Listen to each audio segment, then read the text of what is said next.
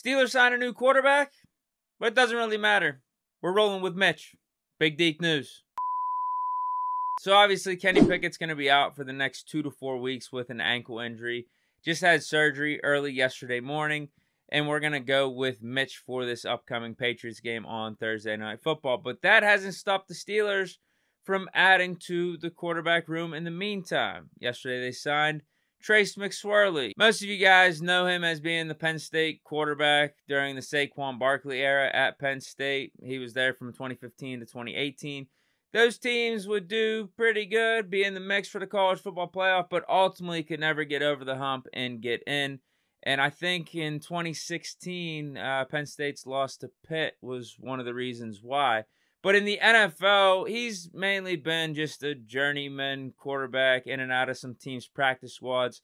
Started off with the Ravens, and you also might remember that he actually played against the Steelers a couple years ago on that Wednesday night game that had to be moved from Thanksgiving.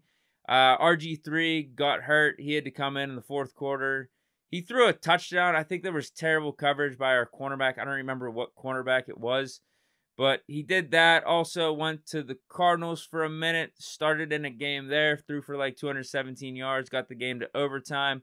But has also been on the practice squad for the Chicago Bears and New England Patriots. So now with Kenny being out an extended period of time, Mitch elevates to QB1, Mason to QB2. And our emergency QB3 spot is left vacant. And obviously we are looking to Trace McSorley for that. But let me put it to you guys this way. What does all this mean? Trace McSorley should not be seeing the field for the Pittsburgh Steelers in 2023.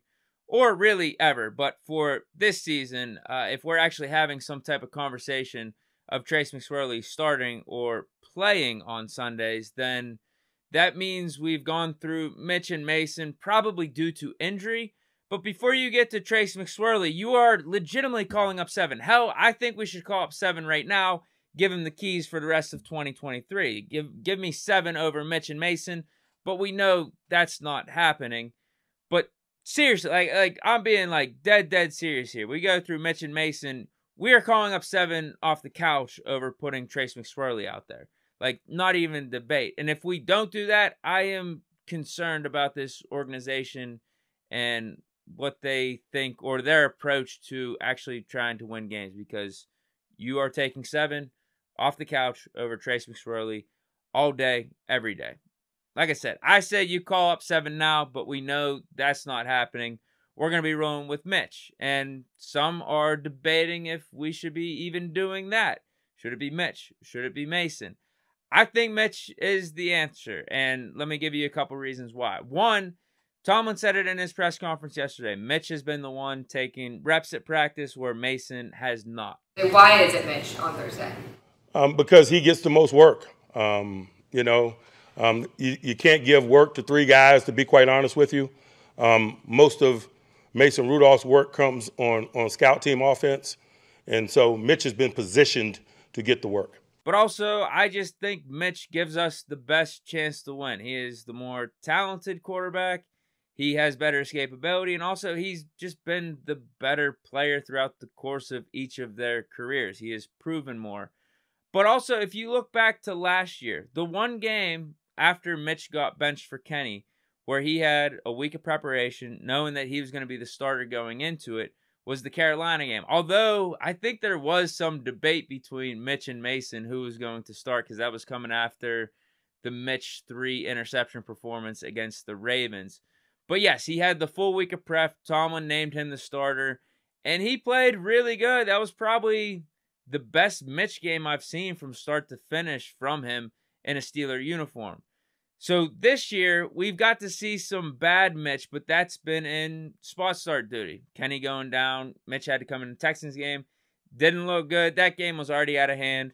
Comes in the Jaguars game. You get some ups and downs from him there. But then this Cardinals one, I thought he didn't look bad. The only bad thing we got was the fumble, but that was Mason Cole's fault because he snapped it right at Mitch's feet.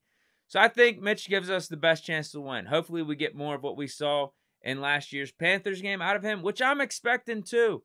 I don't know what it is. I think we're going to be seeing some good from Mitch. And think of this too. You know how we've talked about Kenny being a better quarterback, being unleashed without Matt Canada, being the offensive coordinator. This is going to be Mitch's first time getting a start without Matt Canada calling plays. So who knows if he's going to look better, what version of Mitch we see here without MC at the helm.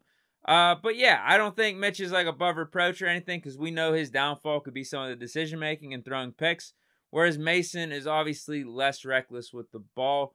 But yeah, I think Mitch gives us the best chance to win. I think this is the obvious choice to be the starter, especially on a short week 2 going up against the New England Patriots.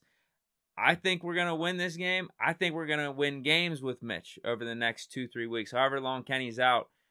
I feel like Mitch is going to be all right. But that's it for this edition of Big Deke News on a Tuesday. Hope you guys enjoyed. Stay chilling and peace.